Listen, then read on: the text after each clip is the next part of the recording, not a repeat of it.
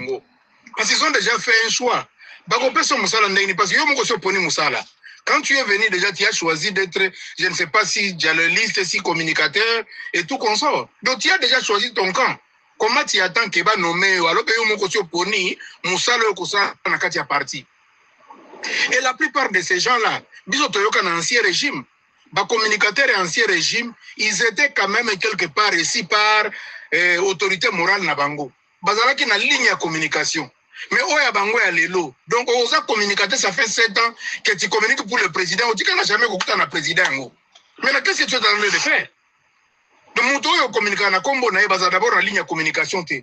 Okuta na mutu ya boya IDPS ayebisio makamuna yo. So okuta na mususu apesio makamususu. So okuta na mususu apesio makamususu. Et là tu te demandes maintenant bino ba communicateur est-ce que beaucoup tanaka? Est-ce que vous avez des réunions? Est-ce que vous avez une ligne de communication? Et ça te balé laté. Quand même na vu so lingi muta pesa au respect na considération, il faut d'abord yo moko mi pesa respect, o mi pesa considération. Et puis oye ba kosa la choix. Ils ont déjà choisi. Bango moko ba ponaki déjà musala.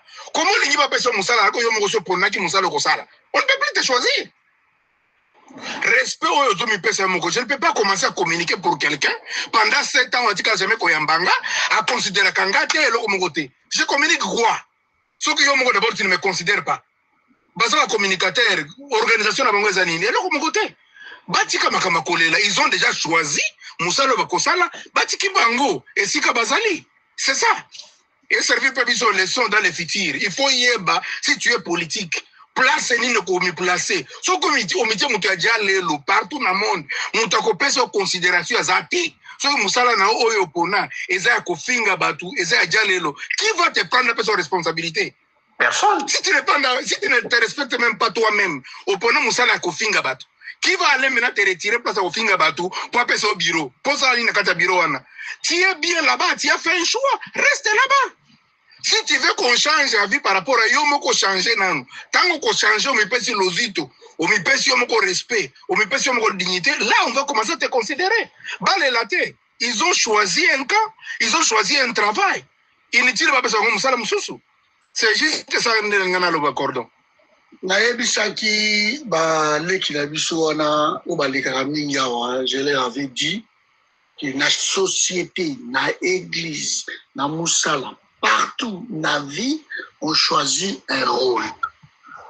Na luba yango awa, banzo ikuti faraza lelo awa, nde ba finga ngai. Zela na invité banzo ikordo. Wana muntu nanga. Ba okota C'est chaud. Mais parce que na comprenez qu'on avait ma communicateur réunion surtout au moins 23. Bango tout basi motuki. Mais c'est lui qui a mon camp. Vous savez pas winner quand kolongo bango tout ba boy ko de la télévision. Bobo on la télévision pour. Donc cordon nagi moniere pas vu. Aozoni Nigel Mounier azole la lobby boulangerie papa tikela bango tout mapa baroba olia mapa te.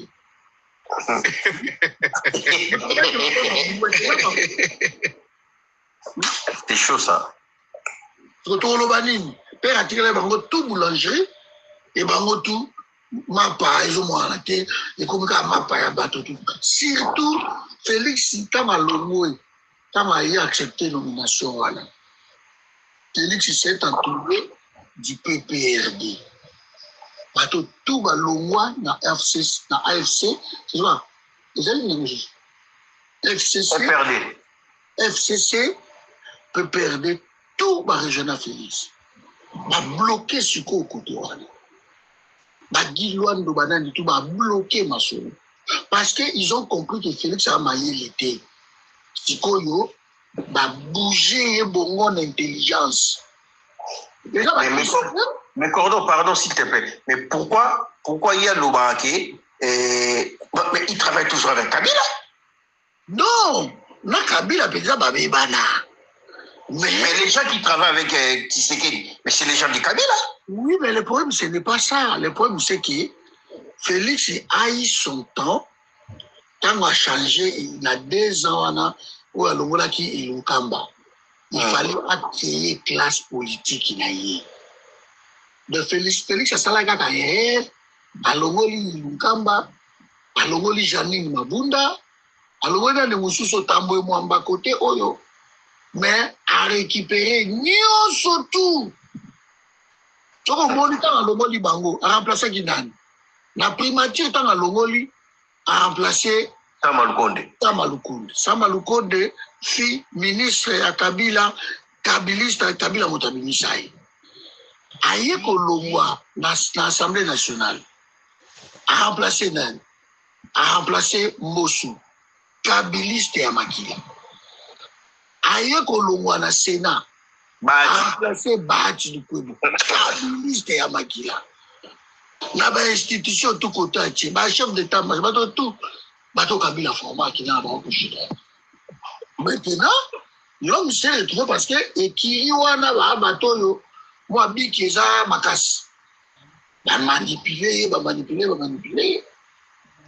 Vous faites ça, moi, la minute de tout ça, ah oui. Félix, tout va peut-être tout quitter. L'IDPS, ma format, ma cadre. Jamais. Ils ont formé l'IDPS, l'IDPS. Félix Tshisekedi, président, Etienne Tshisekedi, héros national. Ils ont formé que des talibans.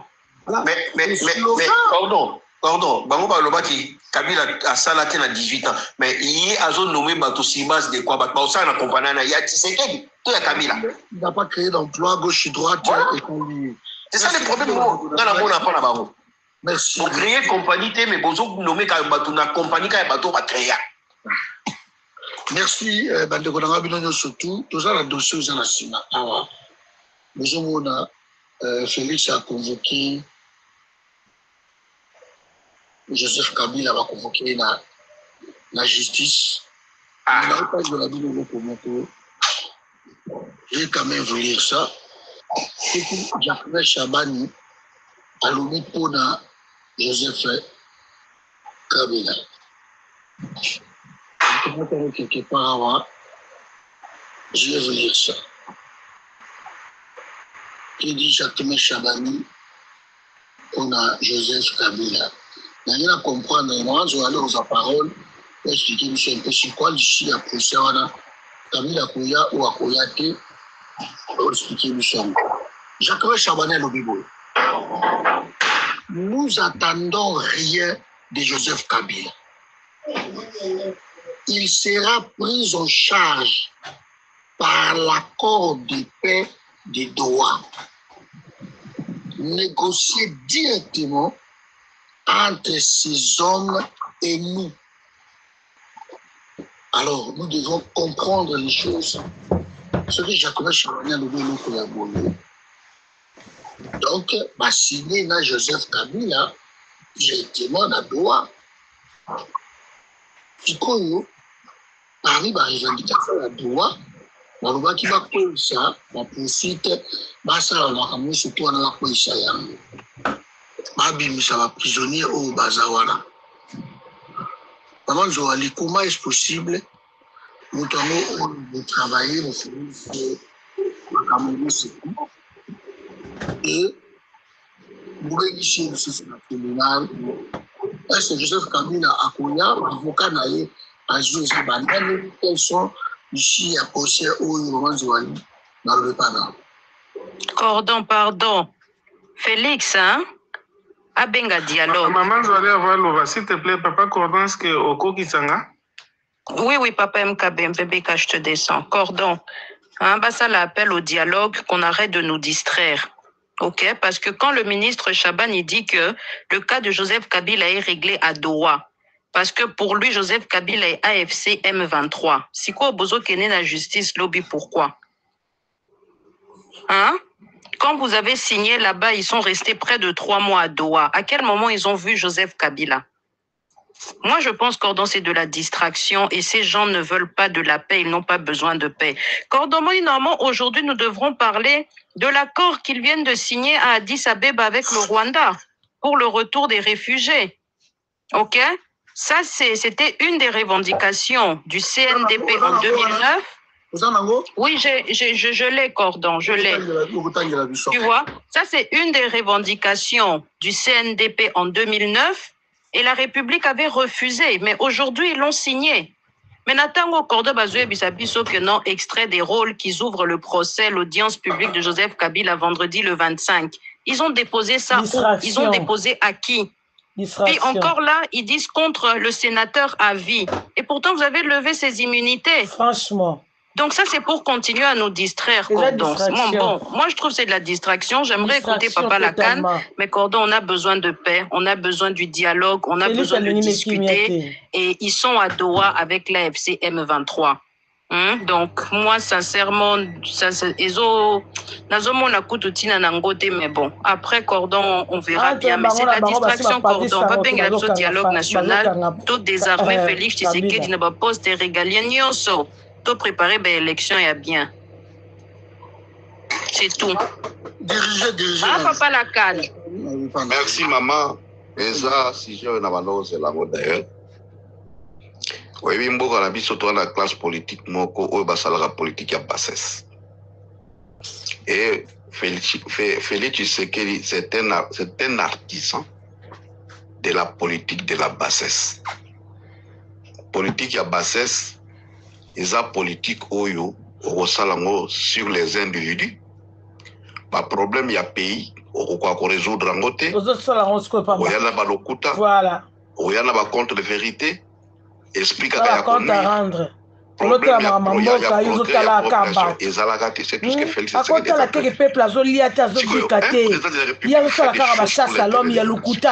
Moi, je pose une question à Félix Tshisekedi. Quand vous avez traduire Kabila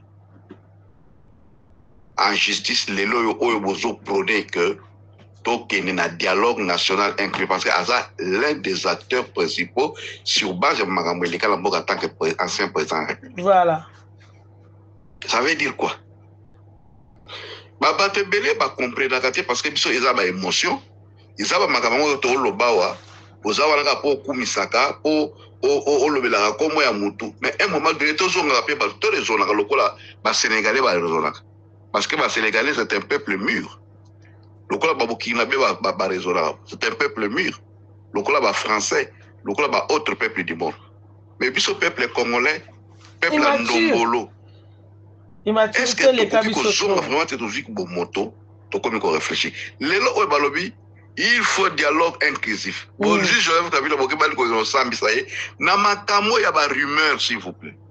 Vous avez la preuve de mon côté. Et si comme mon côté bon mon petit cas munduki na ba rumeur mais vous êtes en train de créer des problèmes. Si vous avez créé des problèmes, na individu, na monsieur Félix Kabila maintenant ba partisan là y quand même au Congo ils ont pas très belé oyo baza derrière Moutouana politiquement bozo frustré bango. Est-ce que politique bat ba ke dakata de la frustration? Ce n'est pas une façon il y a un message que non na Félix Tshisekedi na lingi kaka des ordres à la mboka bino boka ça des ordres na bino. Non, il y a un moment dans la vie, il faut devenir sage. Quel est l'intérêt nation congolaise à Zarango, Lilo, il y a aussi la venture au Félix Alingasa.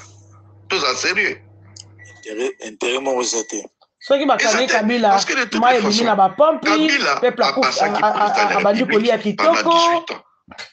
Assis à Lomoué. Mais Félix, on va poursuivre.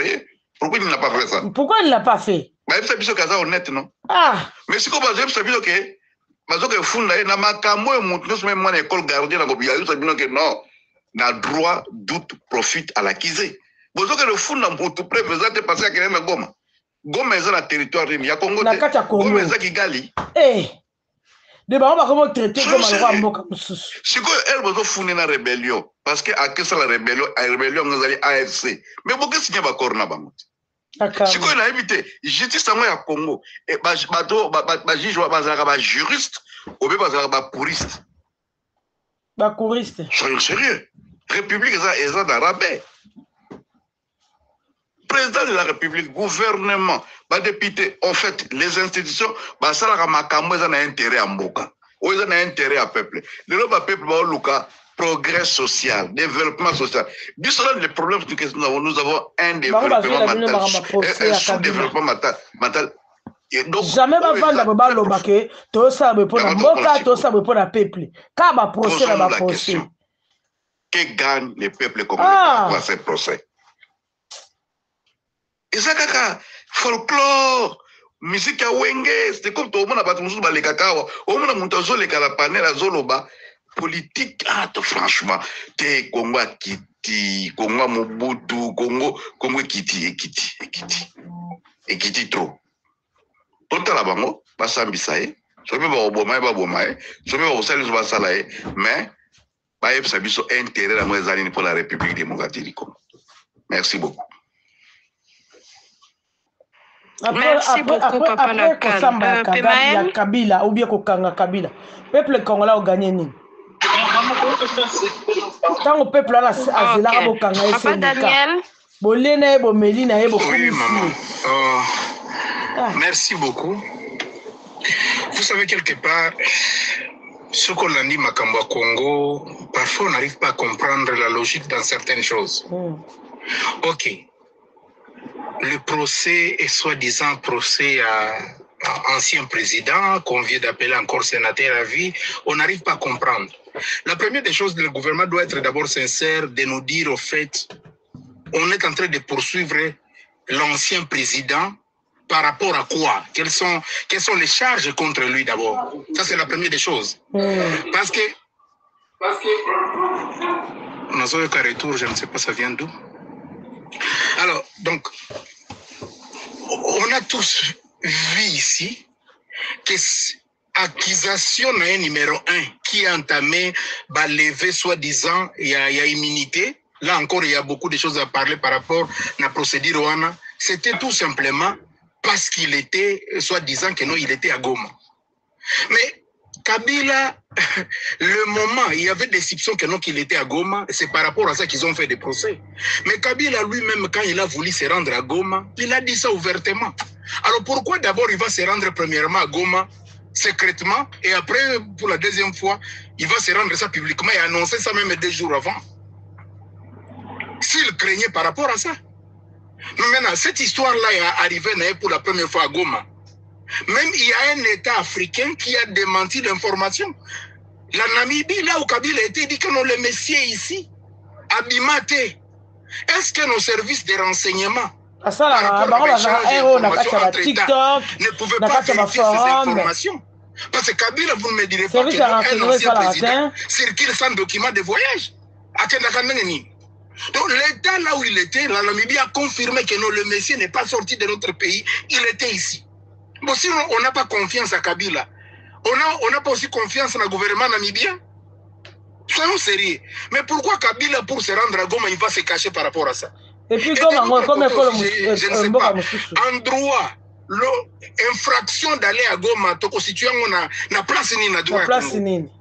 Une personne s'est rendue à Goma et comme infraction. Si tu as accusé exactement. Kabila, à ma connaissance, il est congolais. Goma est un territoire congolais. Et je répète encore, Kabila est ressortissant du Kivu. Il peut être Katangé à Papa Naye, mais il est né au Kivu. Azé pas Naye. Si Kabila est au nord du site Kivu, d'abord, Azé ressortissant à site Kivu. À Botama, na site Kivu Naye ou Bora. Bah, ignorant, parce que va faire la guerre. Province Naye place à Botama. Oh, comme il rebelle. Mais l'infraction, on doit canaliser, on doit d'abord placer. Et de l'autre côté, moi, je suis indigne. Comment mon gouvernement peut se mettre sur table avec Kagame ou Toyebi Keno s'il y a au moins 10 millions ou bien 12 millions de morts? Ce qu'il faut tout le Congolais, si on doit pointer du doigt, on doit pointer du doigt le régime du Rwanda. On doit pointer du doigt Kagame. Donc on peut s'asseoir avec Kagame et discuter et il devient partenaire et accord de paix avec la RDC. Mais Kabila, il faut tout traduire dans la carte de justice. Ça, c'est quelle manière de réfléchir ça? Donc, on peut se mettre sur table avec Bertrand Bisimou, avec les Diamou, avec les Makenga, nous discuter sans problème. Et nous sommes dans les procédures, il y a Kolongo, la charge, Nyonso, autotech contre Banang et tout consort, mais on doit poursuivre Kabila. Parce qu'il a fait quoi? Donc, Batouana Nyonso, Bananga Nyonso. Les gens qui ont pris même contrôle presque à 2 provinces, nous sommes prêts de parler avec eux. Ils n'ont pas caché, ils ont dit que c'est nous. Et puis, les autres dirigeants, ils ont tué. Mais on peut discuter avec ces gens, mais on ne peut pas discuter avec Kabila. Pourquoi? Parce qu'il est à Goma. C'est quoi cette histoire? Est-ce que tu as la logique à Makambouana? Donc on peut discuter avec des criminels, des assassins. Donc on peut discuter avec Kagame, on peut discuter avec Nanga, M23, mais on ne peut pas discuter avec Kabila, il faut les poursuivre. Ok, le gouvernement est venu, le président de la République, nous dire que non, AFC et Zaya Kabila. Ok, aussi longtemps qu'aujourd'hui, vous êtes sur l'AFC. Donc, c'est posé pour nous, la population, que vous discutez maintenant avec déjà Kabila. Avec maintenant, Kabila. si vous discutez avec Kabila, voilà, pour vous résoudre la situation, pourquoi encore les mêmes Kabila voulaient faire la procès pour Naï? Nakamwe. Où est la logique dans Makambo Bozolo? Si c'est lui, chef de AFC M23, maintenant, vous avez la discussion. Vous avez, je ne sais pas, accord de principe avec les mêmes mouvements rebelles. Le chef Nabango soit disant que vous avez discuté dans la subalterne à Kabila. Mais maintenant, Kabila, il y a un peu mais c'est comme si notre gouvernement, on dirait ou comment? Je n'arrive pas à comprendre. Au final, qu'est-ce que vous voulez au fait? Vous voulez quoi exactement? Si c'est la guerre, combattez. Si c'est diviser les pays, allez-y. Mais ne nous prenez pas quand même pour des imbéciles pour nous distraire. Le bateau, à un certain moment, ce sont vos frères, ce sont vos partenaires fiables. Vous voulez utiliser leur carnet d'adresse. Après un certain moment, les militaires rwandais sont venus à Goma. 3000 personnes, mais vous êtes calme, vous pouvez vous asseoir avec ces gens, discuter et signer un accord pour dire que non, accord de paix entre vous et Kagame. Ça, il n'y a pas de problème. À comme partenaire. Donc, les Makenga, Nanga et tout consort, ils contrôlent presque des provinces. Ils ont arraché tout qui va armes. Vous pouvez discuter avec ces gens. Vous avez un accord de principe. Il faut lobbyer comme un accord de paix. Mais non, pas Kabila. Mais veuillez quand même nous dire au fait, à part le fait que nous, il est à Goma, vous lui reprochez encore de quoi? Et puis si c'est lui le chef, il y a M23, il y a AFC. Si vous avez discuté dans Yekuna, il va procès contre eux. Mais je n'arrive pas à comprendre. Toza wapi. Bon canaliser biso. Parce que là, je n'arrive pas à comprendre aux républiques en Nengeni. N'a ce qu'on a pour le moment. Merci, Papa Daniel. Pemaël?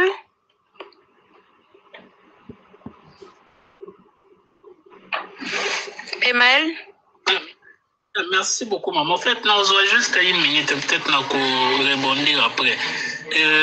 En fait, ce qui concerne, je crois, dossier, en ce qui concerne dossier Joseph Kabila, comment se fait-il que aujourd'hui, il y aura un dialogue inclusif. D'ailleurs, tous les jours, Félix a mis l'administration chargée le 8 août 2025. On est en train de nous parler. Au règle Taka? Qui omoni moto azo loba makambo ezo eza na pensée na binoté faut qui ça est pour la nous. C'est pas question il y a pensé. Il faut dire des choses qui sont logiques et vérifiables. Là, Bakiti c'est pour appuyer. Panel mobimba bakios bazoloba bofandi kimia. Tanka boyoka ka moto moto Félix a moloba yeyo to bomaye. Non, aza moto Félix ta. Comme ça. Nos experts ya wapi ici. Pas de problème. Nos experts. Rai na biboyi. Pensez na ngeza boyi. Ikamba kokanga to kangate. Obiti li solo ya Félix ne omo ota oloba wake. Félix va pesi mbo ba pesi nini pouvoir dans Kabila. Tout ça. Donc il faut qu'il y ait un moto lobby azate hein. Négocier pebo qui s'est binonga. Na matière la génie pardon, pour qui s'est binonga. Na est très bien. Expert. Ouais, pardon. Ah, on est bien expert. Papa, et l'autre pour qui s'est binonga na matière les gars. Non mais expliquez bien ça. Vous en avez pourquoi. Il m'a makamba boité cordon. ngai nazaki na panel na se na oyoka bonsoir premièrement nazoyoka bino nayebi traite oh dotika mama bokitaka pardon ngapela kela na nga pardon oui l'immigration aux États-Unis et puis ah c'est pas possible nzambe expert à cordon et so na pona niki mutia mabebe ah ton discours et pas pardon pona langage azé lo côté oh qui États-Unis. Abotu aux États-Unis 5 bana. Lokuta. Lokuta. Département la bango migration. Sokazana sazo landanga lokuta na ebi très bien. Na ebi awa botsiki batotika biloko wana. Na mateka pona ye. Na mateka pona ye. Migration.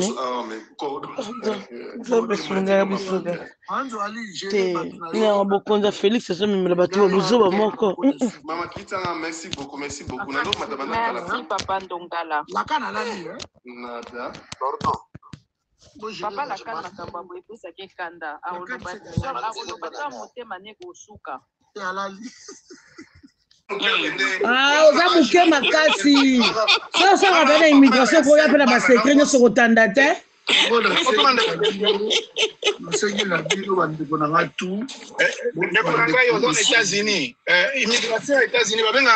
Voilà. Migration aux États-Unis. Comment on a gagné? Au niveau piégé. Migration. What's wrong with them? You want us to speak English? Can speak English. Gordon. You guys just want to do something nonsense, but when it's coming English, no one can speak English. Migration. Migration. Département. Il y a le migration. Mama,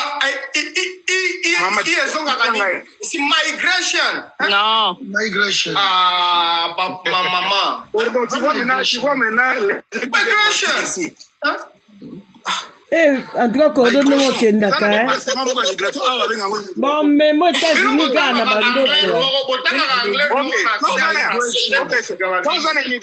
sans immigration. Donc, ministre de l'Intérieur, nous dépendre. Comment on a un an? Migration. Chef nayo direct. Ministre nous dépendre nango. Loba. Koyo kabino. Papa, Bino, mais tu as pas battre Kabila, c'est pas grave.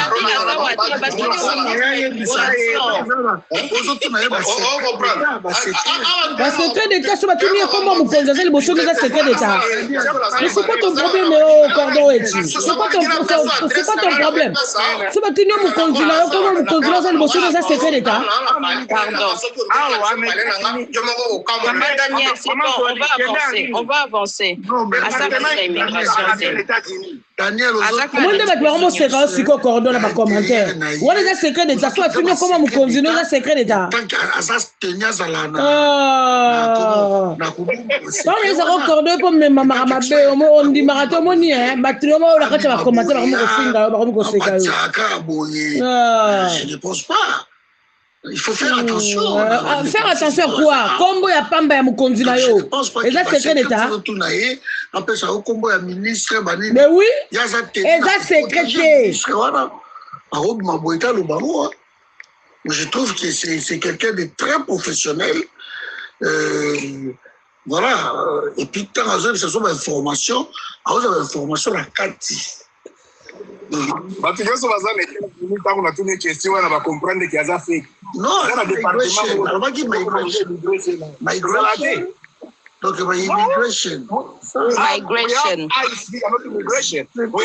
Migration, c'est la migration. There is nothing like a Department of Immigration in the US. Migration is a comme provocateur, on va dire sa valeur na yo. Mais tu as dit migration. Et ça soupe. Hein? Anglais changeaka. Hein? Une question devant tout le monde. On dit ça la immigration. What is immigration? Ah, guy, you're just a foolish man. You don't understand what you're talking. No.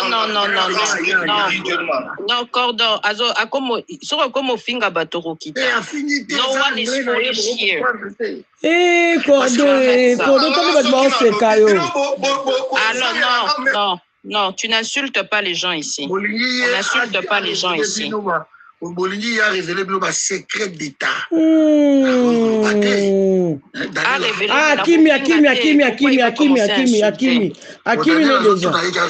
Akimi ministre de l'immigration, chef ministre na matika pour ça na cordo bi cordo kenda mabe. Eli nakangaki au micro sans faire exprès. Excuse-moi maman Eli. Il y a pas de souci mais na matika pour ça na cordo kenda mabe makasi. Otanga ba commentaire de batu ba komo cholo siko. Mais c'est quoi ton problème?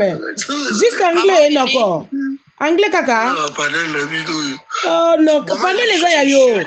Pendant les ayayo cordon. Au dit que on a enregistré ka. Ah cordon batuna openza. Oh là là. Les experts Purée.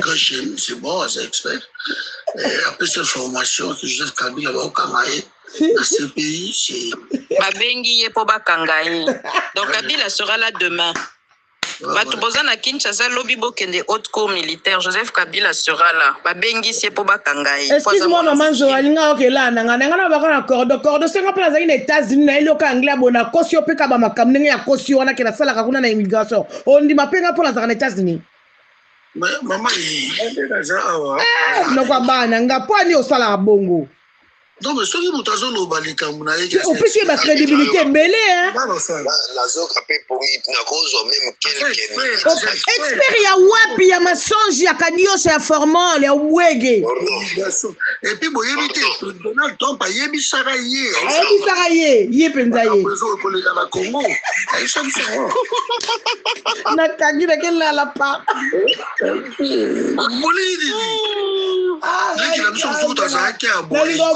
Pas la haute de l'encore, la batika pour la sola, là, yango à pleine.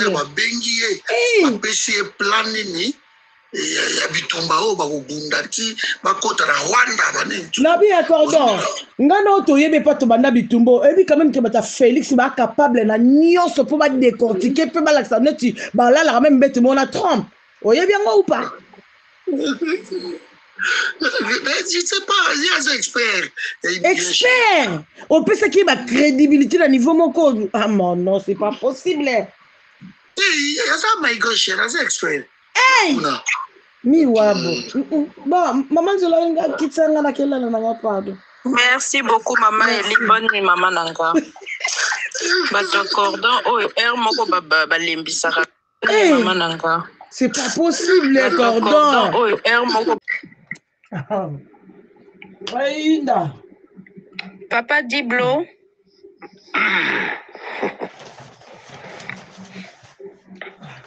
Bon, Papa Diblo s'est déplacé. C'est Papa Commandant. Hein? Oui, bon, c'est toi. Non, c'est bon, Papa Diblo. Et là, Papa Commandant. C'est bon, Papa Diblo. Ah, je crois que Madame Bégué pendant Awa. N'a besoin de bien sûr. Très bien. D'abord, ça me fait rire, parce que c'est vraiment un ami en États-Unis. Je me souviens, hier, à Awano, tout soutenir des coronavirus, des choses comme ça, parce que je me faisais passer pour un boulot. Voilà. Alors, parfois, on critiquait les régimes. C'est-à-dire, au monde de la politique, la politique, ce n'est pas ce qu'on adhérer à la partie politique, c'est pour aller chercher l'emploi aux anonymes. Ce n'est pas ça vraiment être membre de parti politique. Vous imaginez dans un parti politique où il y a des milliers de gens, on va nommer qui, on va laisser qui. Et en fait, sur un parti politique, c'est pour appuyer idéologie. Il y a leader dans la vie, non? C'est sous-attaque que non, ceux qui, par exemple, ont toujours le pouvoir, alors se retrouver net va plaignant surtout. Alors c'est déjà un problème pour la définition d'avoir un parti politique. On ne fait pas, on adhère pas dans un parti politique pour se chercher du travail. Non. Si tu es mécanicien, tu es mécanicien. Si aux juristes, tu es ta place au barreau et des choses comme ça. Tu n'es pas là, c'est pour chercher du travail. Mais ceux qui ont la compétence, monde qui peut servir quelque part, tu ne peux pas t'offusquer pour ça. On ne peut pas nommer tout le monde. Et c'est vraiment absurde de raisonner comme ça. Et il y en a même là, il était pas congolais, belé. Vous voyez, par définition, ce n'est pas comme ça. Nous, je peux appuyer aujourd'hui, je vais voir Tekeda Bounsamboga. Cordo Azarana, il a sa vie, hein, il est en Europe. Je ne pense pas que Boutoumazou Bounana peut nommer quelque part. Ça peut arriver, bah, nommer, ça ne dérange pas, mais il a d'abord sa vie. Avant, Nima Moussou Zalaka, tout ça, c'est pour voir notre pays évoluer. Ouais. Si par exemple, je vais il est compétent, mais à se retrouver à la place, non, je vais dire non, là, il faut mettre un tel. Au moins, Kabila n'a pas tenu compte, il y a une tendance politique, mais il tenait beaucoup plus compte sur les compétences. Il y a un moment où mais il est nommé facilement. Surtout, on a 4 partis politiques. Mais comment tu vas faire avec l'armée? Comment tu vas faire avec la justice? Il y a un moment qu'on nous Vous voyez? Qu'on nous pour les logos.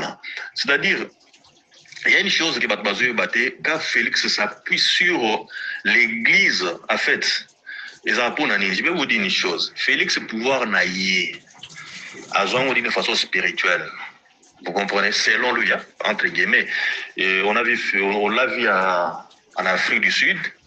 Chez un pasteur, mon père n'a pas de sensibilité à Moussou, mais c'est reconnu que le cas en Afrique du Sud, pour cette information, c'est quelqu'un de l'occultisme. Félix est allé là-bas, ça a le pouvoir et pas Batouana, il est allé au Ghana,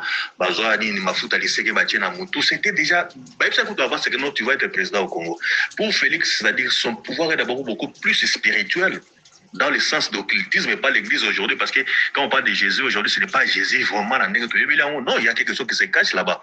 À un moment donné, l'église du Congo s'est mitée à Kabbalah juif, c'est-à-dire il y a un peu la tradition juive qui est la facette d'occultisme, et quand on a Congo, il y a beaucoup de choses, c'est ce qui m'a amené la mort d'Alain Molote comme ça, parce que maintenant l'église sans occulte, et quand on a Congo, alors il menaçait maintenant l'église, la vraie l'église de Jésus-Christ.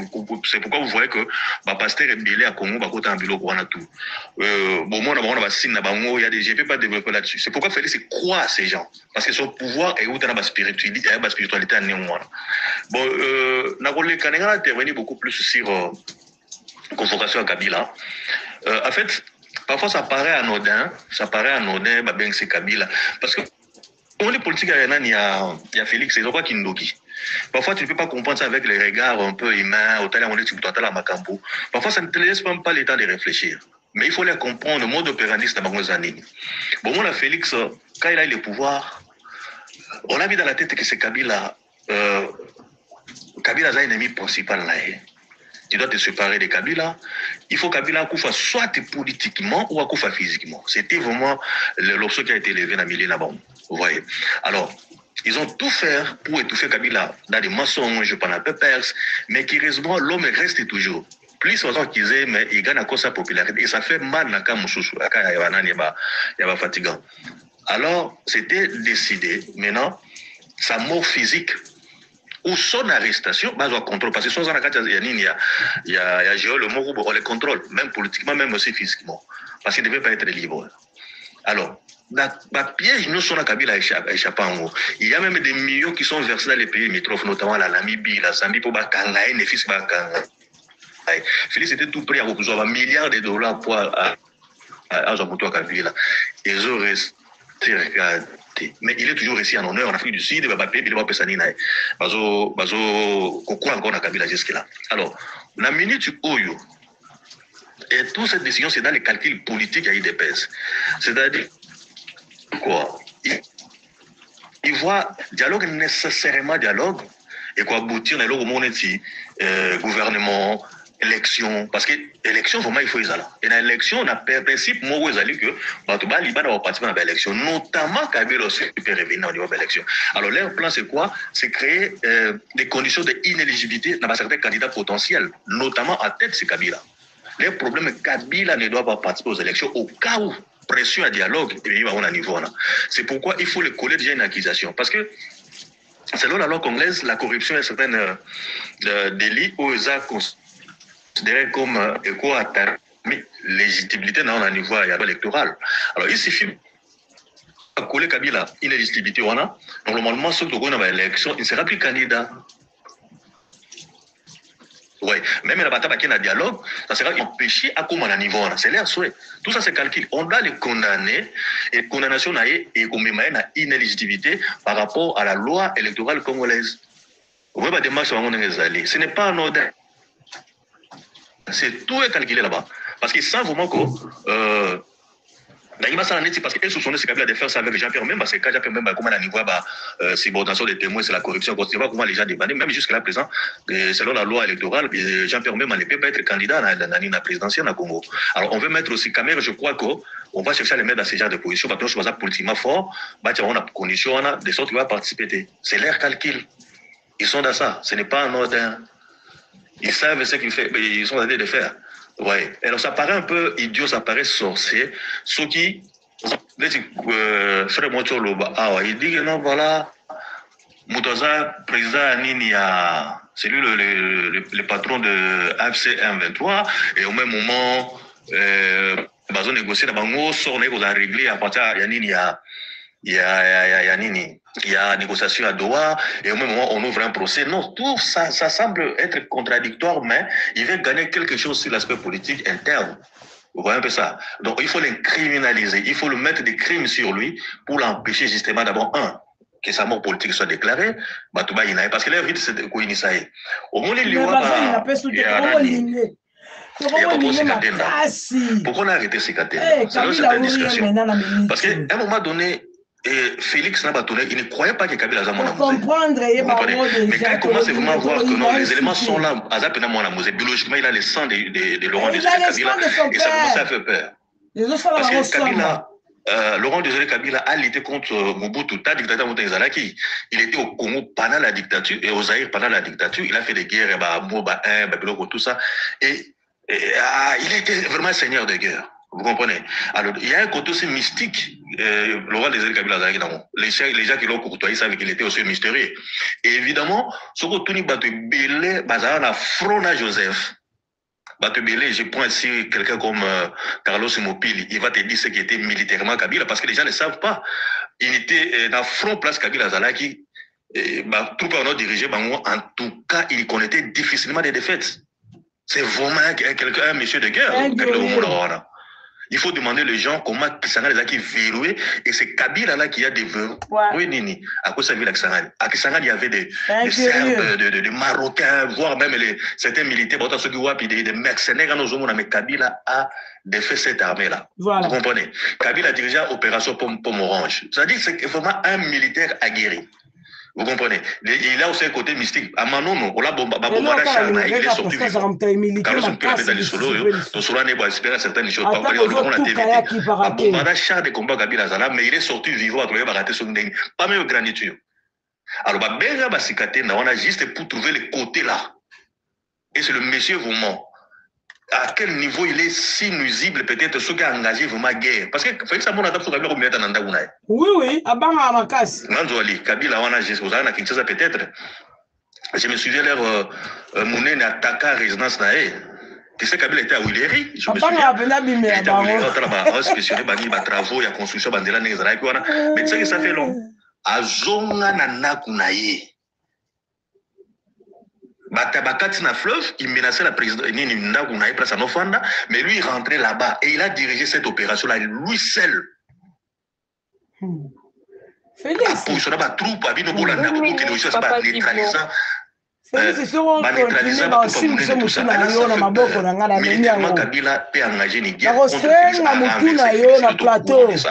c'est ça ce qui fait peur.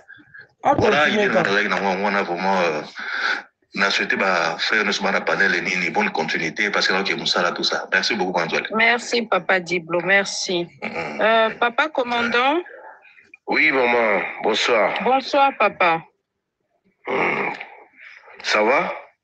Ça va, papa, ça va très bien. Très bien, merci. Ben, apprécie bonsoir à tout le monde.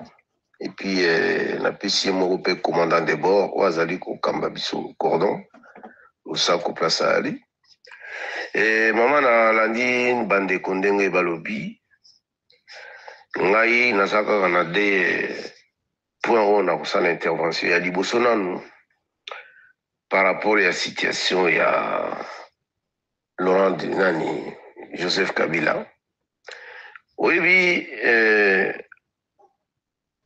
na so constater le komoko même peu biso toza soit toujours ça la bémission toujours comprendre vraiment la situation du Congo.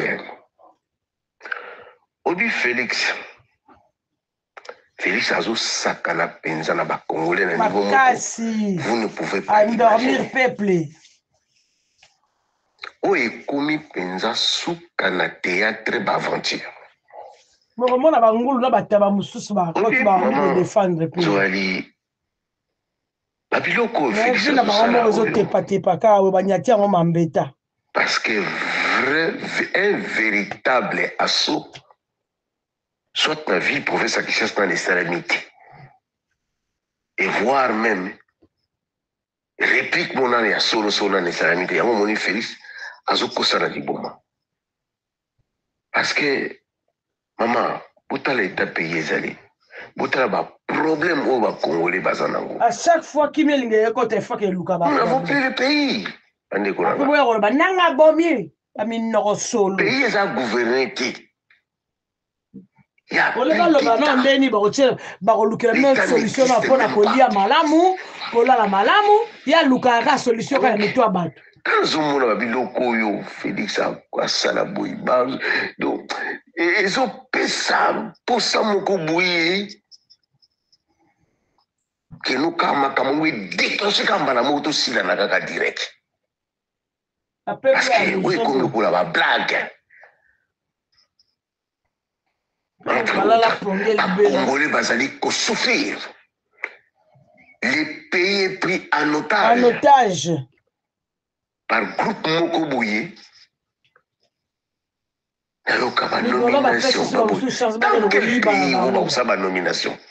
On va payer un moment sur la nomination. Bah parce que on cherche pas que le va tourner en bas coquille. À chacun son tour oui, maman, ça fait mal, ça fait mal. Congo est en Bokanangaï. Congo est allé Mbokananga.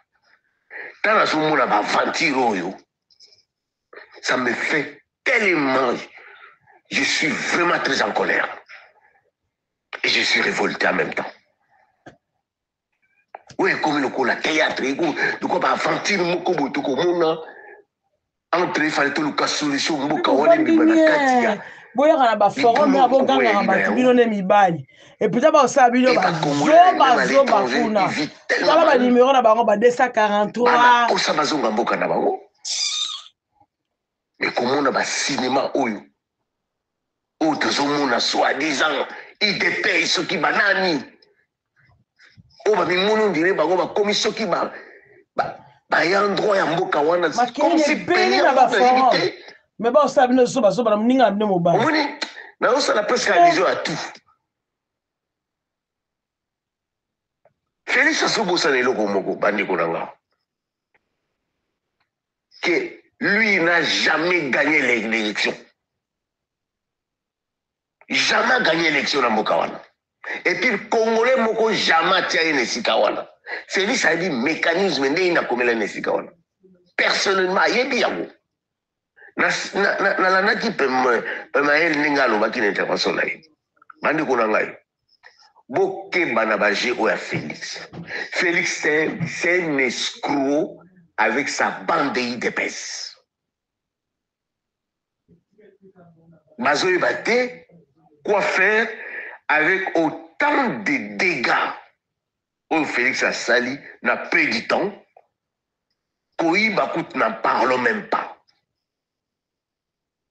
Et qu'on a ba Congolais, na ba bozopa moko boye so un certain petit mot passé mot ya ndundu so ki ndeng ba vanti et ba Congolais bazo tika ba véritable problème ba ko kota na ba c'est ça la distance c'est ça ba Congolais baza toujours na ba distraction ba futilité biloko moko ya pamba là ça montre que pays ça n'existe plus et c'est na tango pena ya Mobutu yo pasteur ce qui nani. Tout un pays va comme le même. Moi je crois nous sommes d'abord faute dans nos peuples congolais. Parce que Boliko peut ça d'importance à n'importe qui. Même en Zizi, il est là comme bateau, c'est là où je sens qu'il n'y a plus de pays, donc pays est sous-souté. Pays est allé sous-souté. Façon la pays pour les autres, on a un raisonnement, il y a bateau, façon il y a bateau. Les gens ils raisonnent comme des animaux. Personnalités, ils ont sous-souté. na mboka wana. Même si moko boye beaucoup fa na bato bafani toute une semaine mais non mais c'est incroyable. Il y a qu'au Congo qu'on va vivre ça. Et si longtemps on a des sérieux problèmes. Et les gens ils meurent. Parce qu'on coupe la misère. Autant de problèmes autour de la Congo. Non, pas Congolais, ça on a été. Parce que quand on a il y a salité, il y a un kélé. Il y a pour ça qu'on sent ça. Donc, Congolais comme le coup de Nyamal. Donc, même Nyamal qui Congolais n'a pas aidé. Ma raisonnement moko trop bas, ma raisonnement terre à terre, ma raisonnement moko pantouflé. Donc, veut dire que les gens ils raisonnent comme. C'est. Nation ébatté. Est-ce que vraiment le Congolais? Bon, ça, c'est sous bateau. Et c'est pour ça qu'on a sonité même la catastrophe Mobima. On se moque de nous. Nous sommes que dans des distractions, des futilités. Et les véritables, les vrais problèmes, ils ont préoccupé, ils sont pour nous tous soulever un bouc. Ils ont un rail. Non, nous ne sommes pas là. Ça fait mal. Qu'est-ce qu'on a à foutre avec ma microbe, le coup, ma pasteur, sa femme mère ou pas, on s'en bat les couilles, c'est tout. On n'a même pas besoin de ça. Congo, ils en ont un problème. Les Congolais, ils meurent. T'as là dit Kabo Uto Kobo na Matadi Kibala avant-hier. Est-ce que vous bateau va couper na Matadi Kibala? Qui a parlé ça? Ni dans les panels, ni dans vos plateaux. Personne. Même l'État, le belé. Mais comment on a plateau, ils ont inondé, na di kamuso qui a moi, comment moi na moi ya passer sur ya ndundu. Et c'est pour ça que bateau wana baza ba Illuminati. Félicien Moko. Qui tenge Yesu. Initiateur na ina kati ya franc-maçon. Nana bosani ki tenge Yesu azaki nganga Félix. Babosana bango tu baza ba franc-maçon. Tout kutana biloko na te. Bande ko na ngai, les Congo est en danger. Ba biloko muso eza biloko tout ça comme sujet na ba émission te. Moi je voulais parler ça hier mais tellement na daninga oloba ngote, ça m'a fait mal. Parce que batba uto kufa na matati kibala avant-hier. Maman Zoali na base za ça. Ayebi makamu na koloba. Mais personne. Personne na koloba. Nathalie Bibembe. Moyen. Hein? C'est ça l'homme congolais. Tu as sous na bomototé. Tu vas congolais va perdre tout. Ça c'est à bomoto.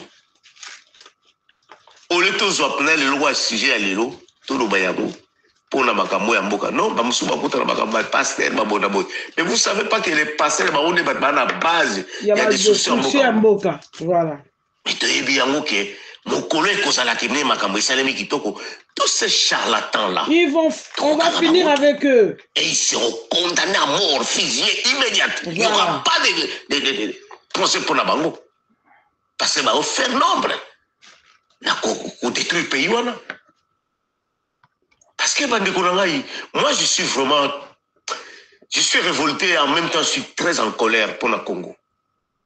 Parce que Ngaï Mogo, je suis un véritable Congolais. Nazomona qui vraiment, doit sous la sens en bon mototé. Donc humanisme est sous-souté. Valère Amouté a sous-souté dans le Congo.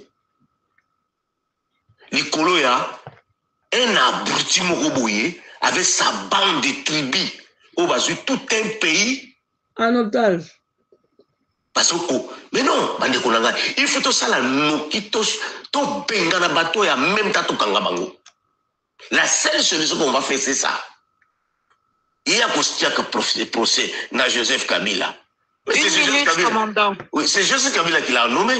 Il m'a dit qu'il a pouvoir, voilà.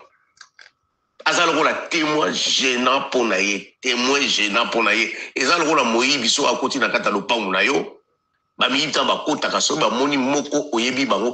avec une intention c'est comme Félix. Félix a yépi. Félix a un élo kolobata. Wana ya batu ba tiaki na pouvoir na sika wana. Ba zui pouvoir o ezala ki a peuple. O ba vota ki Martin Fayulu et ba pesi yango. Félix a yépi yango. Tout monde na ba salon d'honneur kuna na Kinga Kati. mais là, champagne, on a François Beya. Et c'est Félix a des lois à toutes ces incantations où il y a ça là. Félix a bossé bien. Aïe bien. Vous avez Félix va tirer mon takala. Pour la révélation, monsieur. Baluma, et c'est pour éviter que Félix va passer mon qui a boumé 3 personnes. Banamike. Congolais. Il y a des sérieux problèmes dans Mokawana. Félix c'est un danger permanent. Et Félix a mérité même pas une seconde à vivre. En même temps, c'est un criminel. Et c'est pour lui, bateau Félix a tous les jours, la ville qui s'en va. Dans le silence. S'il traite les autres, il va pas criminel. Et lui, c'est qui? Même récemment, bon, petit Nabiso Malanga, c'est vrai, certes, à cela qui est prudence. Mais bon, t'as la ndenge ma bouma bana wana na kata boîte ma ko beta bango et pas ya bana maluba wana. Bete massage nous soit profité. Mais je vous promets. Je vous promets bateau yo. Boka zate ke biso to wana ba dossier na bino tout. Ça le quoi na ifunda ba ona ndinga. Et vous allez passer par là. Donc oublie ça piloté. Vous passez par là. Vous serez aussi fusillé. Voilà, merci. Je m'arrête là. Merci. Merci, et Papa. Très bientôt même. Merci. Merci, Papa Commandant. Voilà. Bonsoir, Monsieur King. Bonsoir, maman. Ok, côté na ngolo bagaka politique eza compliqué makasi. Ya ndenge biso tokanisaka ndenge pe bango bakanisaka ba leader wana bayebi ndenge politique ndenge bango pe ba politique eza vraiment très compliqué. Kabila za mutu moko puissant mutu nyonso ayebi puissance ya Kabila. Mais ti Félix a kolobaki aokanga ye eloko wana na loba pe donc prière ya nini solution po Félix apema na kiti apema malamu à se retrouver qui a na kiti o mutako déranger ngazate il faut nini présence à Kabila zalate na Congo be Kabila zalate po ayebi Kabila ayebi idéologie Kabila ayebi wa connaissance ya Kabila d'un côté vraiment ce Kabila za vie eza makasi apema na kiti wana na kimia sikoyo il faut ça la nini il faut kaka éliminer il faut kaka asala ndenge nyonso éliminer ou bengi wana ayebi ke ce pays peso zela Kabila donc asia panzi dossier Kabila ebele na ebisibino ke wana za ko bomba te soki Kabila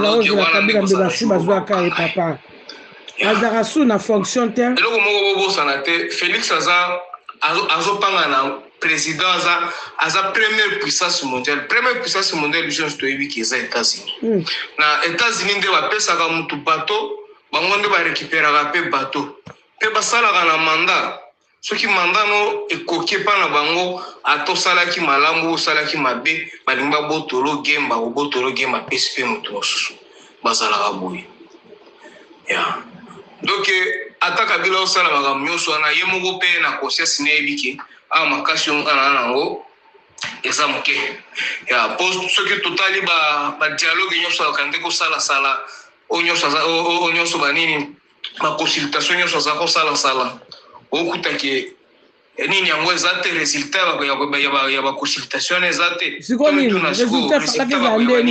wapi consultation na nyonso asalaki résultat ngo eza wapi eza te na aza mutu moko boye azalaka polele te eza système ya bato ya filmation mais bayebani kati na bango donc mutu mpo oyeba Kabila boye eza makasi il faut kotisa na esprit mpo oyeba Kabila mpo oyeba Kabila eza makasi vraiment boye Kabila mutu moko azalaka polele te na politique ata batourage ne bayebi ke papa wana tosololi meeting makambo tu ye akopemaka andimi ayoki bino mais décision na yaza mutu moko très compliqué mais na niveau ya komi wana ayebi ke Félix nde asimbi bato pouvoir bayebani okozala pouvoir okozala président moko akala me oh se comparer à la président de Sika pour y aller dans le pouvoir y a dans le pouvoir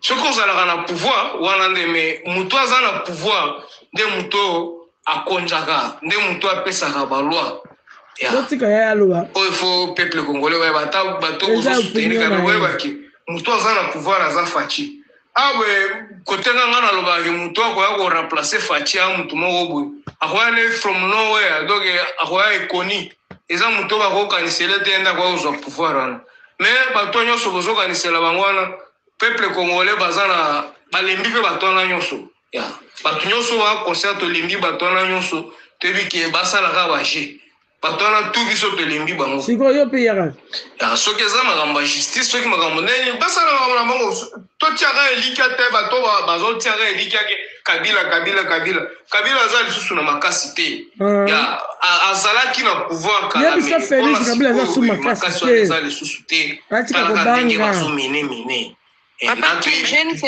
j'ai une question pour vous. Kabila aza lisusu na makasi te. Oui, Félix est zobanga ni. Alors pourquoi ouvrir un procès à la cour d'ordre militaire contre Joseph Kabila? Ok, on a un système politique pour bazoyer. Oui, que pour bazoyer Kabila, il faut bazoyer la technique, maman. Il faut bazoyer la système. C'est quoi ça faire makasi alors? Il faut bazoyer la technique. C'est la cordon. Le frère, c'est un expert. Oui, cordon, on a posé ma question nano. Un expert, il travaille dans l'immigration aux États-Unis, hein. Oui, très bien. Supposément. Makambo Kinga Zolo, babo prendre en gros, peut-être place à Zali, ayebi ba secret mususu au bisoto yebiki. Ngana soka est très au sérieux parce que quand ils ont travaillé, ba soka ba secret mususu. Donc Kabila aza sona makasite. Mon bac va être en balamant colère au sein de la courbassie. On compte. C'est un expert, Maman Zouali. Fais attention. Oui, Yango Cordon, j'ai juste deux questions pour lui. Voilà. Maman Zouali, oui, Papa Kingo, répondre s'il te plaît. Maman politique, elle a compliqué makasi. Il y a vu que pour qu'on soit Kabila, elle a makasi. Mais maintenant, Papa King, oui, Papa King, excuse-moi. On a eu la procédure qui a été faite au niveau du Sénat. Vous n'avez pas vu Joseph Kabila. Aujourd'hui, vous allez au niveau de la haute cour militaire. Toi, tu dis qu'il faut pas bengaye. Nous avons aujourd'hui des gens comme les Corneille Nangaa, les Bissimois, les Patrick Tissola qui sont condamnés depuis près d'1 an. On les a toujours pas benga, on les a pas reçus. Voilà. Donc, comment par magie, et loko balingi basala na cour d'ordre militaire et ko bengaye? Ok, maman a tout nos questions, moi on va vous répondre. Est-ce que yo kaki discours ya mokonzi armée Congo o lobaki ke biso tozako bundisa Kabila tozako bundisa ba M23 pendant 18 ans al siko mokonzi na ba nini nzoka de mokonzi na biso yes ko azonge pa ba M23 o ezala ni mokonzi ndipe ba filma kango mokili mobimbe zako talango eza politique basaki on peut ça plaisir na déjà siko soki ba bengi le M23 a existé. Attends, donc le M23... Il faut pas kangaye bakanga mokonzi ka boye tendenge bino bo kanisa. Azaka mokonzi. Bakanisi ke bakanga muto pouvoir ga boye bakanga muto pouvoir la politique la sagesse bakobenga yo. Babengi yo basolo te wana bakanga yo. Bakanga bakobenga to mo bakadeni. Zela nanu Papa King zela tuzana bakanga te. Babenga ga bobenga. Ya kana ko solola. Non, c'est pays à Benga Kabatouté. Maintenant, on a posé aux dernières questions. Mais juste est-ce que elle va Benga Kabatou au point que n'a pas participé à la réunion, à Benga Kabatouté. Politique Monsieur King, écoute-moi d'abord. Écoute-moi. Maintenant, tu nous as parlé du dossier de Joseph Kabila à la CPI. Moi, je suis sur le site de la CPI. Il y a 3 dossiers qui sont en examen préliminaire. 5 enquêtes qui sont fermées. 12 enquêtes qui sont en cours, 33 affaires qui sont en instruction. Et il y a 30 personnes qui ont mises en cause et en fuite. Maintenant, le dossier de Joseph Kabila à la CPI, c'est quel CPI?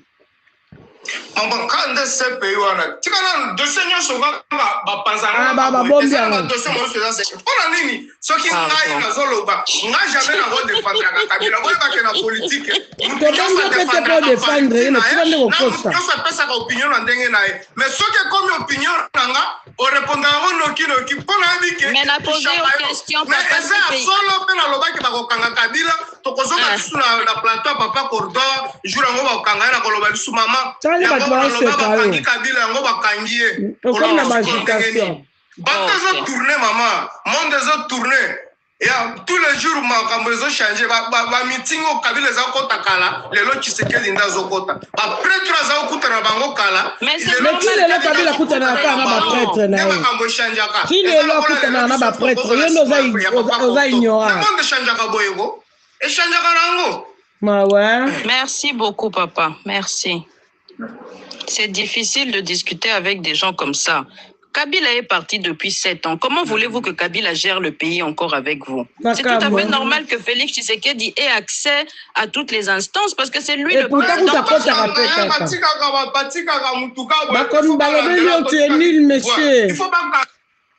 Pardon.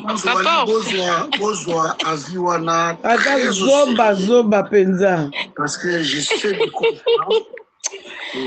Ah, Seigneur Jésus. ndeko boye bata asabana wapi asa place ya ba information ya makasi koyaka du travail na immigration na États-Unis ozalaka na ekuna si cordon on eza lokuta immigration États-Unis kozwa moto aboyete na musala jamais biso awa ki Donald Trump akosaki makambo ekoleka na Congo Donald Trump abengaki bango bato immigration ozalaka na bango kuna bazokosa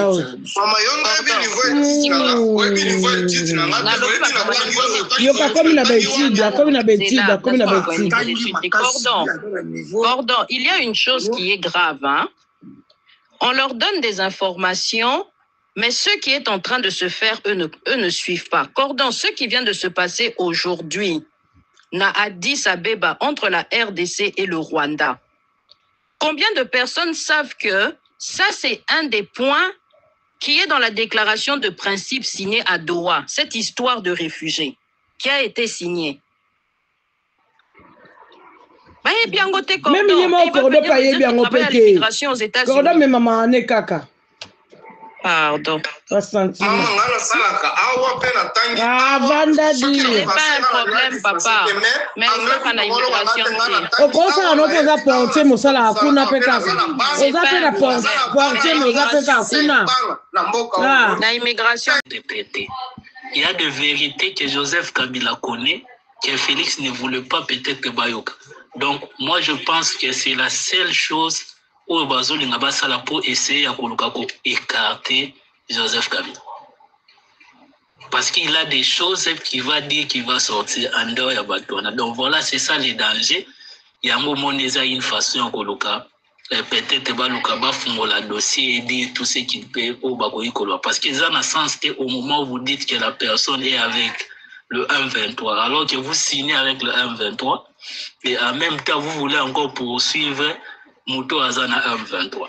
Donc, non sens, donc c'est juste un moyen. Oh, bah, je pense que peut-être ils ont peut-être s'ils ont la possibilité même d'effacer Joseph Kabila, les gens là sont prêts à le faire. Si ils ont la possibilité d'effacer, ils sont prêts à le faire parce que lui aussi, il a des secrets, il a des choses qu'il va dire. Parce que lorsque dialogue, parce qu'il y a certains peu on va parler aussi de ces dossiers, on va parler aussi de 2018, on va parler aussi de 2023. Donc il y a des choses où il y a ça met mal à l'aise, bateau bazana pouvoir bazo diriger Mboka. Voilà, là pour le deviner, il y a juste un lobao et puis peut-être un sous parole moi Sima. Merci beaucoup. Ok, Pemaël, merci beaucoup.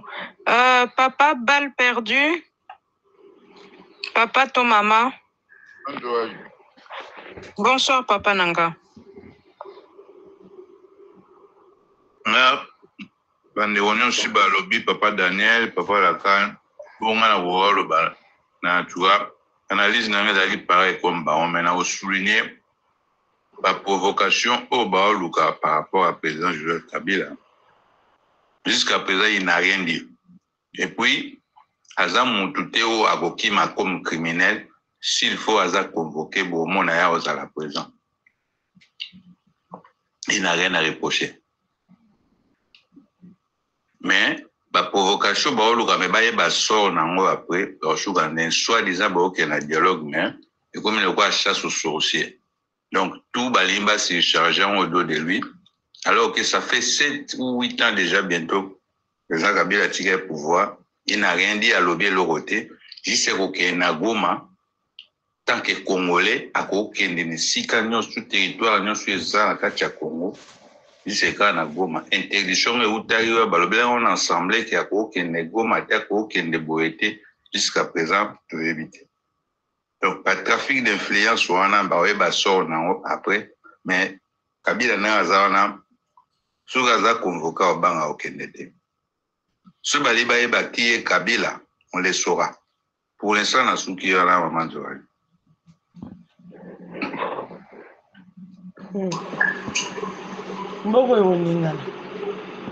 Au Souki wana papa balle perdue. Non. Merci beaucoup, Papa Nanga. Bonsoir, JRM.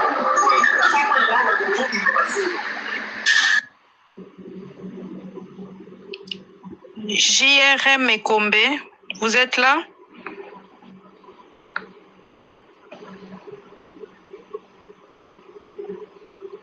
Ok. Papa Vieux Bal, bonsoir.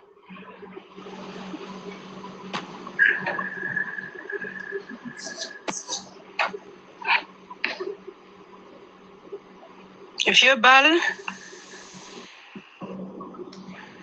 Ok. Papa Moké.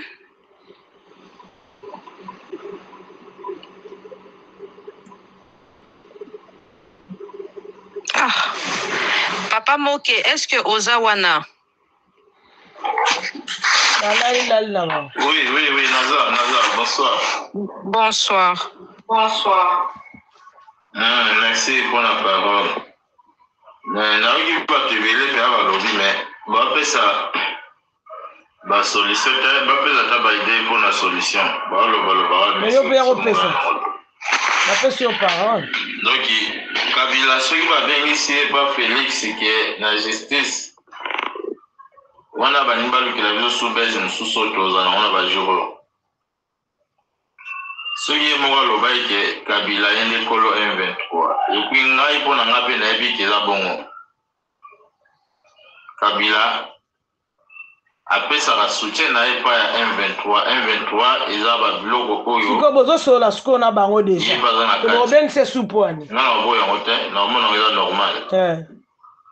Pour politique à Félix, ce gars à Kabila a été, quand Bisso va Congolais, Félix a Zomba, Bisso a Doki, si tu as comme Bisso va Paka. Ah, Zomba, Binois. Félix n'a pouvoir, wana, soit il m'a dit, si Mando quitté. Aotika te oui bah ouais tout le monde n'a pas vendu que celui-là est tombé en 2028 tout le monde a vendu à Félix Penza ya live aux gens on va le monde quand même que n'a pas mal nécessaire on a déjà pouvoir wana te azo sala eloko moko na mboka te kaka babezi na babezi leta mbimbela ba créer ba bezi koto yo mutamba elongwe te ote nani Kabila obekisa Kabila na justice na ndeni soki ozala beza kokanga Kabila yaka na este wana azala na Goma wana azala mpe na nini na Bukavu soki Félix wa makasi oza leta kanga ye na kamwe okangi te ndeni oyo ebengisa ye ezomona teke eza ba distraction ya mama ya distraction. Non, soutenir Félix, jamais. N'est-ce pas vouloir ou parfois quoi y a là. ye ao confondre Kabila. Kabila aza mutu oyo ayebi géopolitique ya kilelo. Po aza président oyo atiki bukonzi na kilelo. Aza na ba relation na ba président clé ya monde. Kabila ka otomona ka oyo. Malgré na pouvoir na ye bereze belé mais côté ba relation aza ba relation makasi na ba pays ya makasi ya grande puissance. Kabila ka oyo atomona ka oyo. Félix Ablouazouaï le rôle rato mukatumo le roman ba muke obengisa na justice etaki yo moko na ba faute belé na justice na yo na batu na yo za ba mentir nga ba biloko boye na olobela ngo tout oya ebige Kabila oyate et puis ninga zawana aibake ba accélérer guerre oyo na M23 ya tu makasi kutu po batie dia mondelo kuna na doa esimbite cela veut dire toke na bataille wana affrontement la makasi po sura ba ke provoquer donc Félix a odondo mabe na mboka wana a sala ba vatir belé na mboka wana nga bona ngai esengo na ngeza ke Kabila a soutenu M23 va protéger peuple ba ma peuple te babo babundane na ba soldats au Félix a kotinda et va protéger peuple. Tout le monde a sera Kabila le père quand on a koya alors protéger mingi population. Malgré la kenge population va kufara be amo ebele pourquoi affrontement mo salamaka na kenge na bandundo adoki ezaki makasi trop et puis salamaki na ba 4 heures batu ba tara ba ndako ka kenge wana ba village wana bandaka ba nzete ya besobe masa sezwa ki batebele na bandako bat bakufaki mais Kabila za ko protéger peuple Kabila za bunda guerre abuzo bateke ote neti Félix lelo guerre azo esalaka o na kati ya ville ozoza ba base na ba soldats ozota na ville ok tango na zamba bosila na zamba soko koki na zamba te okimi botiki bat bakoti ville ezaka bongo yoko ya na kati ya ville te ozwi ba base note neti ba base wa te na kati ya Katanga wana na kati ya Lubumbashi jamais kotia ba biloko bongo na kati ya ville watango libanda ya Lubumbashi pona nini soki munguni aye abunda soki obundi na kati ya zamba oyo akoganye ale soki oganye M23 obengani bango ozwi espace oyo bango bazalaki soki okoki te babengani na Katanga na gouvernement na yo bakimikimi après Katanga baluki sous ville mususu batake lisusu eza bongo po so totalika Félix na ndenge azomema biso toma bavantir ozo bakisamaka au jour bavantir na bavantir espoir mo eza nango te toi désolé makasi désolé vraiment pour la Félix pour la Congolais jusqu'à maintenant azoka ko se vivre te ni loka kolia za prise à souka na via mu sozo wa olesa na mutu te ato lakisi mutu immeuble ya combien libu manzali za kana matoite yezo lesa ba Congolais tozo wa olesa batu wana te ozo kwa osoma ba tracteur te na Chine to na Japon to na oni na Corée du Sud et ya na RDC pour na bana ya mboka balo na bazwa misala yezo ke somba masangu na ba pays voisins ba pays au Congo lesaka lelo ba pays wana bana olesa Congo depuis ka Angola lesa Congo biloko oyo ya gegetir Angola lelo ko molesa Congo biloko belé o kutu na ebite ko do soki jour ezali o kolobela makambo ne Congo bakoma kolesa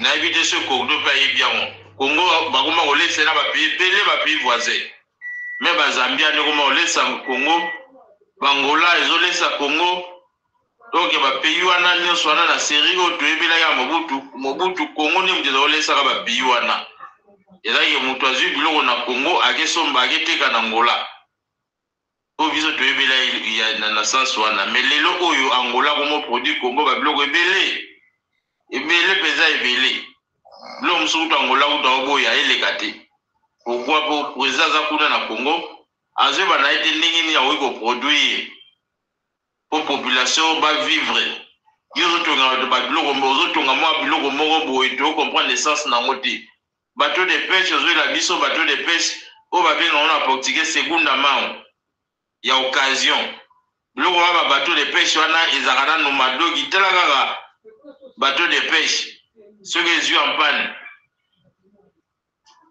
nango donc il faut bato oyo bakobongisa ngo fo bayeba ngo oyo babiloko oyo bateau de pêche wana soki angola sombi yango akosomba ngo mpe ya tout neuf mais eza ya sika mpenza po epesaka bato misala te mais segunda mao donc oyo deja eloko basalela ekokota mai 2 fois 3 fois 1 mois boye kiu ebandi opesa banini après vandi soki na besoin kosomba bateau de pêche soki olongoli 100 millions de dollars oyo boodebie wana oyebeza na combien de bateau de pêche okosala yango kongo ata don mwa sadaki moko boye po congolais soko azwi babateau de pêche wana ata 100 na RDC mobimba kongo kovanda mpe ya kitoko kote kolia apres ozwi so batracteur loko sopi tracteur lokola ngola sala na kati ya bavillage na ye kopesa basoba kopesa bana mboka bakredi ya batracteur wana donc jean lores azala oya nango mpenza ba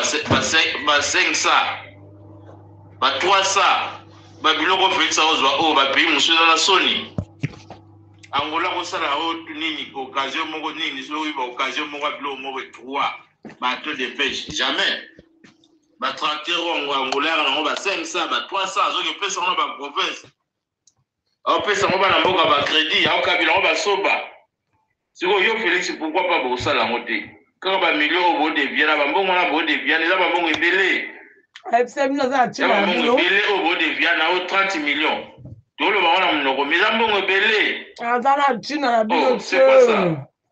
eza mbongo ebele oyo 30 millions oyo 18 millions eza mbongo ebele eza bambongo oyo so eke na idiofa donc peuple ya idiofa babongi so sombi nango batracteur mbala moko mpe idiofa esalami de so eke nango na mbanza ngungu 30 millions wana osombi nango batracteur mais au moins 30 millions wana eke nango walokola motu moko aye kotala yo ozwi 1000 fois okabeli ye po afuta taxi donc eke lisolo te sango te kiu eke nango kaka bongo mboka nini wana bwana mawa peuple wana te to ningini kishasa nzala ekomi walika mosusu merci papa Moke. Merci maman nanga merci donc Kabila aza makasi nzamba sunga ye po soki aza te entre nous les Congolais moto akofaire face na Félix aza te sans exception pour le moment sans exception pour le moment par exemple moto akofaire face na Félix aza te po ça kosaka na bato merci maman merci pour la parole bolimbisanga sur la vie mabe bolimbisanga eza droit na yo. Oui, Orphelina, vous voulez une motion? Maman, bonsoir. Pas besoin de tout ça, déjà 23h53 minutes. Vraiment, na sepeli makasi panel na bino na sepela nango po cordon za na transparent. Alinga transparence ndio na sepela mimi na panel ya cordon ngo. Motion na senga ina linga juste na tuna kaka Papa Moke. Soki ya wotesa ngai nombre babato Kabila tika. Papa, c'est pas le sujet aujourd'hui, hein, s'il vous plaît. Ça va nous amener dans d'autres discussions. Non, il va tourner yote, c'est la tourne s'il te plaît. C'est ok, les sous na makamba bateau. Bateau ni. Bateau azo tourna parce que Papa Moke a lobby. Mbongo oyo bazo détourné, ils auraient pu acheter des bateaux qui peuvent servir la population. Référence la bango za la Kabila Poani. Ce Kabila somba te biro bo zimbongo ebele fallait bo sombo le bo détourner. Na répondre il y a moins de secondes. Ça va, on n'a pas le temps. Voilà si je tobandaki makambo ya nini ya IDPS banomi bango te. Orphelin je crois yepi banoma banomi te. Nazo enregistré Mubenga zo tomboka awa makasi. Makamboana kaka Moubenga lobi, ce n'est pas normal de battre. Moubenga yo da ina enregistré ngo na tchana page à la télévision nationale. Donc bango tout va se peliter. Les nominations. Hein? Bon. Je vais dire ceci. Le directeur du cabinet, je le cite seulement parce qu'il est de Philadelphie, mais lui n'a pas été nommé hier. Mais c'est lui qui est l'orchestre de toutes les autres nominations. Okay. Donc on commence. Le directeur du cabinet, le chef de l'État, Philadelphie. Lui n'a pas été nommé, il est là depuis l'année passée. Ok. Bon, je veux maintenant ceux qui ont été nommés. Vous allez au journal officiel de DG et de Philadelphie. Journal officiel. Hein? C'est une institution stratégique dans un pays. Philadelphie. ANAPI, DG Philadelphie. ANAPI, là où Kinzo était DG, il est parti à la présidence comme directeur du cabinet du président de la République. Il remplace là-bas quelqu'un de Philadelphie. Réserve stratégique générale. Philadelphie, c'est un pasteur. Balapa. IGF. Inspecteur. IGF. Il est de Philadelphie. L'actuel IGF. IGF adjoint. Philadelphie. ANAPI. Dans le conseil d'administration, en dehors du DG, il y a 2 administrateurs qui sont à ANAPI. Ils sont des évangélistes de Philadelphie. Fonds de développement, DG, Philadelphie. FPI, dans le conseil d'administration, 2 frères de Philadelphie. CADECO, les DG, je ne parle pas du PCA qui est la maman qui était gouverneur. Les DG de CADECO, un frère de Philadelphie. Le frère là travaille déjà à la banque Equity, BCDC. Maintenant, on l'a placé à Philadelphie comme à la CADECO comme DG. Chargé de mission du chef de l'État, Philadelphie. Donc le beau-fils du pasteur Roland Dallot. Au cabinet du chef de l'État, plusieurs conseillers ont été nommés hier au cabinet du chef de l'État. Je dis bien plusieurs conseillers. Dans les entreprises publiques, d'autres noms viendront.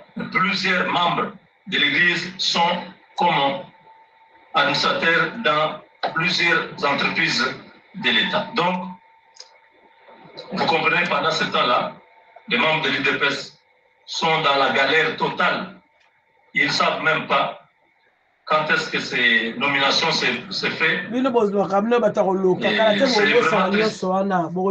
C'est triste. Et en dehors de Philadelphie, vous avez les membres de l'Union sacrée qui profitent aussi là-bas. Et c'est tout. Vous comprenez là où ça pose problème? On ne peut pas avoir autant de gens comme ça qui ne sont pas dans un parti politique, mais qui se retrouvent à être nommés. Non, ça énerve, ça révolte. C'est pas normal. Non, c'est pas normal. Si ces membres-là de Philadelphie étaient dans des partis politiques et qu'à partir de leur parti politique, on les nomme, c'est normal, ça c'est bon, parce qu'ils sont déjà pratiquants. Les gens qui sont à l'église, vous laissez les partis politiques. Maintenant, pourquoi l'IDPS doit fonctionner? Pourquoi l'IDPS doit continuer? Il faut dissoudre l'IDPS. Oui, il faut dissoudre ça. Il faut fermer les partis. Oui. Il faut les prendre seulement à l'église. Oui. C'est ça. Qu'ils ont lui-même est directeur du cabinet. Il n'est même pas de l'IDPS. Ça ne veut pas dire qu'à l'IDPS, il n'y a pas de gens compétents qui peuvent faire le travail. Non, il n'y a pas. Quel est le degré de loyauté de Kinzo? Parce qu'il est pasteur. Donc, ici, qu'est-ce qu'on dit? Et puis, Bakomeli, Roland Dallot, lettre à menace, qui est Bako Tumba Église Naye, par exemple, le Komoko pasteur Mwazaki na Gombe, parce que retrouvé na Kauka, il va menacer même les familles biologiques qui a Roland Dalo. Voilà, est-ce qu'ils ont fait bon, tout le monde qui déjà a n'a évité mais je crois peut-être Dadi l'occasion de battre ce qui a continué à solo ana.